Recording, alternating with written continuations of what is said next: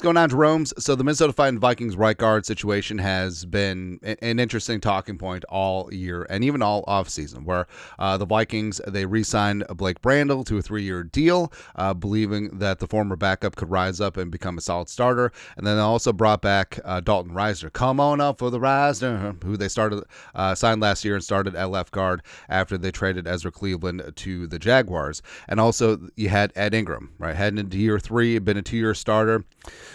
Not so great returns from the second-year guard or from third-year guard, former second-round pick, but you were hoping, sitting, waiting, wishing, Jack Johnson style, that he would turn the corner and turn the page and be a little something, right? But Brandel won the left guard job, and it's been Risner and Ingram. Risner spent a stint on injured reserve, and when he returned, and Ingram had been sort of okay, but not so great at times, and it was just a matter of time until Risner replaced him at right guard, which he finally did last Sunday against the Titans. A bit of a surprise move because it was one that they kept under wraps even from the media last week. Risner worked with the first team all week of practice heading into Tennessee, and Ed Ingram sat, right?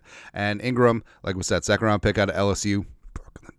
It was drafted to add size and a punch to the offensive line, and he does do that in the run game. Pass protection, maybe not so much. Plus, I can't think of a player who's had more just hilarious one-off plays. So he had the forced fumble week 1 last year against the Buccaneers.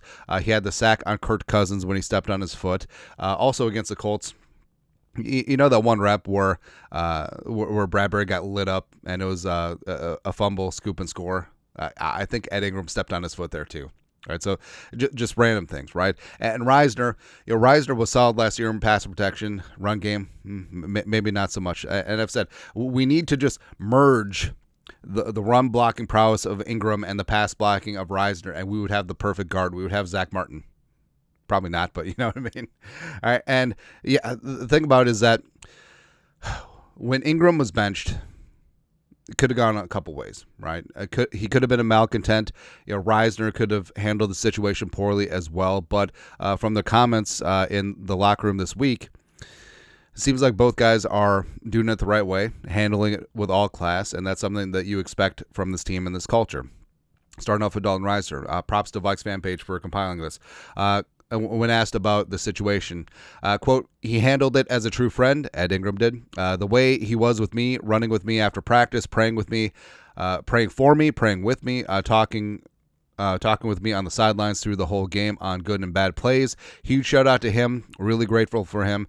He's gonna become better, and I hope I can do that. I can do the same for him.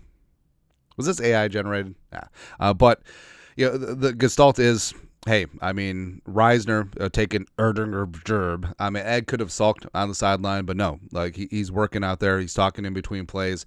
What you see, blah blah blah, going over things on the blue iPads, and also like when Ingram was notified that he was going to be benched, he could have just went into a shell as well, right? But he's still working with Risner. They still have that relationship, and it is good to see. And Ed Ingram, when asked about it, he said this, quote, "This is my first time dealing with NFL adversity." I mean, okay. It was tough not being out there with my boys. At the end of the day, I'm taking this as an opportunity to sit behind Dalt and learn from him. And that's 100% the right tack. Now, actions over words. But the way that Risner has relayed what Ingram has done, which I mean, Risner has no stake in the game. Like if Ingram wasn't working with him after practice, if he wasn't working with him on the sidelines, he doesn't have to say that, right? There's no reason for him to lie. So Ed is still dialed in, and he truly is seeing this as an opportunity. And we said this before, just because Ed was benched, that doesn't mean it's the end for him. Right? I mean, knocking on all the wood, hopefully not, but there's alien abductions, as well as there could be opportunities for him down the line. The interior offensive line for the Vikings could be reshuffled during the offseason, and he could come in and compete and still win back a spot. And plus, it's a great learning opportunity for him because he hasn't been on the sideline during a game, and maybe taking a step back and watching Risner operate, as well as watching the film and just going through things and working on technique. Maybe he can get better. Like, he is fully capable of panning out on that talent and potential that made him a second-round pick. So I'm not necessarily ready to give up on Ingram and Risner, playing right guard for the first time in his NFL career. There's going to be a bit of a learning curve switching sides, but I'm still confident that the Vikings are putting out the best 5 offensive linemen that they could possibly do right now, considering the circumstances, with Robinson, Brandel, Bradbury, Risner, and Brian O'Neill. But Ingram, it's 100% what he's supposed to do. He needs to stay ready because things can change, whether this season or next season, and make the most of your opportunity. Because you see it with the quarterbacks too.